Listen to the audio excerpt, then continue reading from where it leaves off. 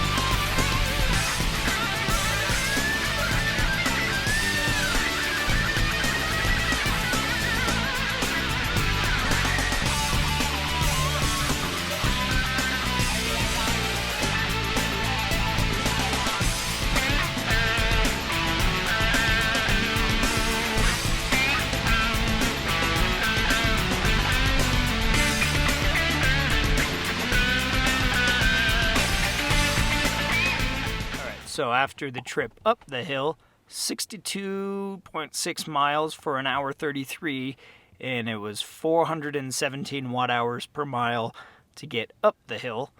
So that's what it took for half the trip, and we'll make sure to see what it takes to get back. Here's Declan for the Declan experience. He says, "What are you so excited?" Yeah, I'm so excited. Perfect. So there's the inner tube. So let's go get one. Ooh, Daddy almost slipped. So here is kind of the tracks with a little, they call it a magic carpet. It's just basically a moving escalator, kind of like in airports. And now we're moving up the magic carpet. Declan's so excited that he didn't want to wait for the escalator, so we're walking. All right, we're just waiting for the go sign. All right, thank you. All right, here we go, Nick. Near the bottom, guys. And Please clear the bottom. here we go. Wow! Whoa! Here we go! Whoa!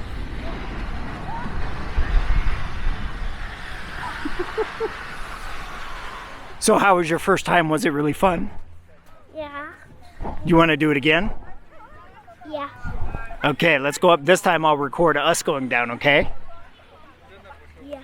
All right. All right, here we go, bud.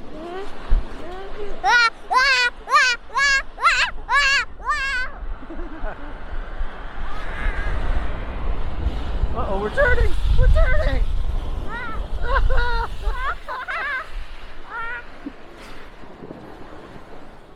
So that was Big Bear Snowplay. We got a couple of good runs out of it.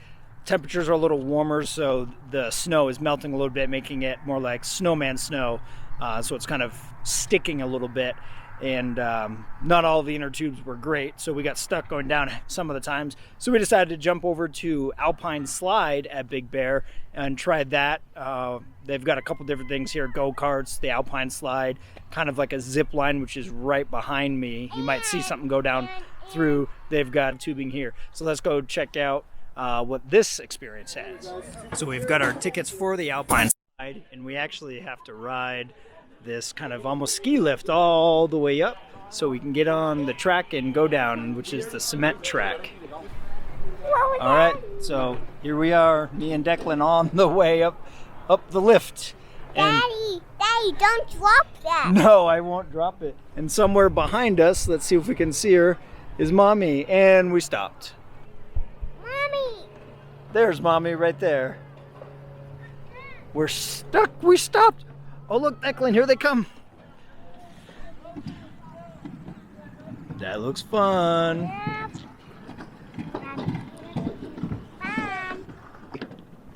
And as we get towards the end of the lift, there's a pretty nice view of the lake to our left.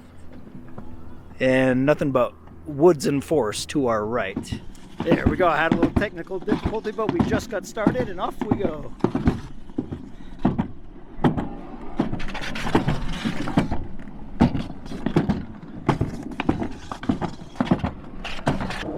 Basically, there's like a little brake handle, and you pull it back to brake, push it forward to go.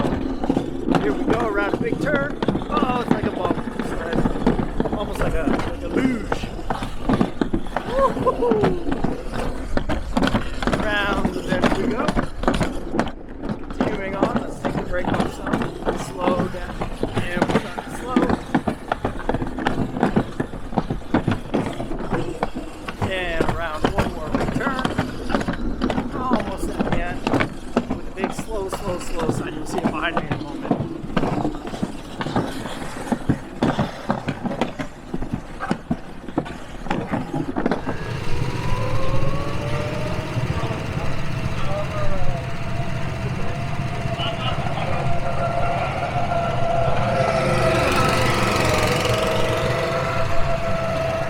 So we're all done at Big Bear, just getting ready to start heading down the mountain. We're at the outskirts of the city, so we're about 6 miles into the trip back.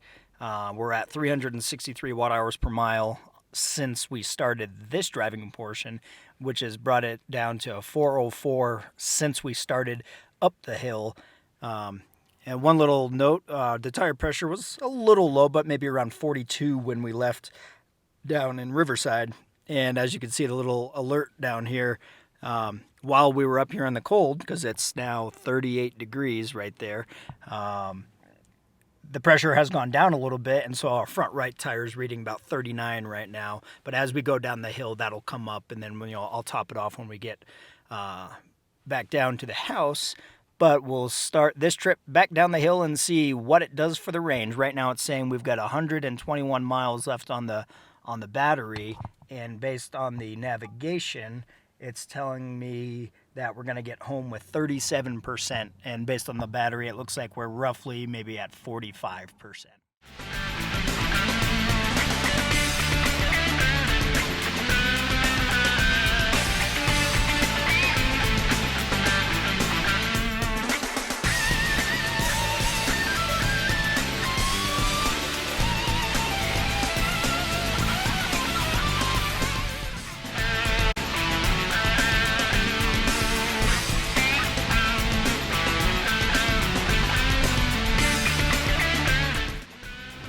Alright, so we just got to the bottom of the hill now.